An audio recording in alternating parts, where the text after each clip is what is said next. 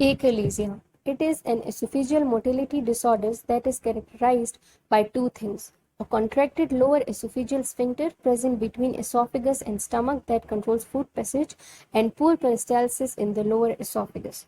This lower esophageal sphincter is a circular ring of smooth muscles. The cut section of lower esophagus has smooth muscle layer with mesenteric plexus running in it just like any part of GIT. This mesenteric plexus has both excitatory and inhibitory neurons. It controls peristalsis of the esophagus and sphincter closure and opening of lower esophageal sphincter.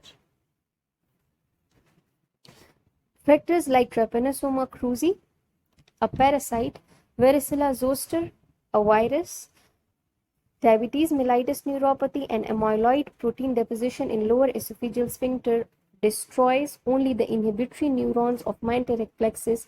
There is excitatory overdrive and therefore no relaxation of smooth muscle causes LES to remain closed and ineffective peristalsis.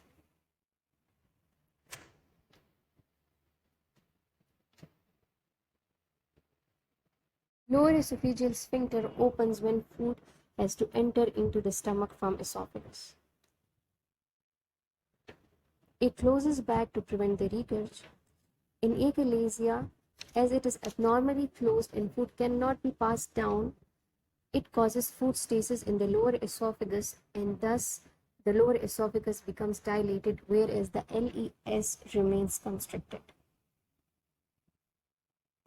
Clinically, all the symptoms arise because food cannot be passed down. These include dysphagia, weight loss, and food regurgitation from stomach up into the esophagus and ultimately into the trachea, causing nocturnal cough, aspiration pneumonia, and airway obstruction.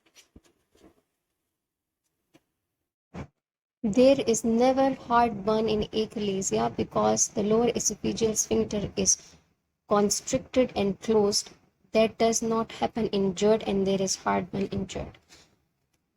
The point to note is that dysphagia in motility disorder is for solids and liquids right from the start, but in obstructive lesions, initially it is for solids and later on dysphagia is for liquids as well. How to diagnose? There are three ways to diagnose achalasia: chest X-ray, barium swallow, and manometry. Chest X-ray will show a widened mediastinum due to dilated esophagus. Barium swallow will show the classical bird's beak sign because of the food stasis in the lower esophagus and the constricted LES having tapering ends.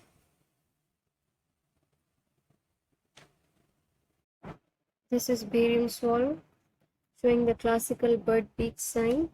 Barium solution has been shown here, showing stasis in the lower esophagus. The chest X-ray shows dilated esophagus and thus widened. This is how esophageal manometry is done. The approach through the nose, the catheter is passed down through the lower esophageal sphincter. A pressure sensor here detects the increased pressure in achalasia. Medical treatment of achalasia includes three things: oral calcium channel blockers and oral nitrates that relax the smooth muscles and lower esophageal sphincter gets open, or botulinum toxin injection, also known as Botox, that females use as anti-aging. This botulinum toxin injection is given into the lower esophageal sphincter and it paralyzes its smooth muscles.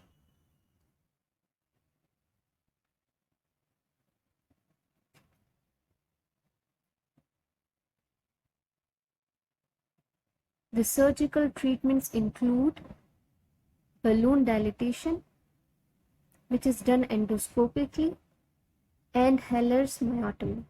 In balloon dilatation through oral approach, a deflated balloon is passed down into the LES, which is inflated, and it causes forced opening of the LES.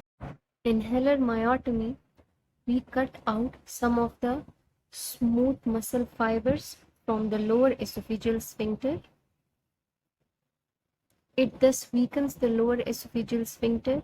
It heals achalasia and allows food passage, but the person is prone to GERD. So this is a related scenario. A 62 years male complains of difficulty in swallowing, dysphagia, both solids and liquids, means motility disorder that has been progressively worsening. He notes regurgitation of undigested food and a nighttime cough, nocturnal cough. He has lost 10 pounds, weight loss, chest X-ray reveals widened mediastinum. Barium studies show a dilated esophagus with smooth tapering of distal esophagus.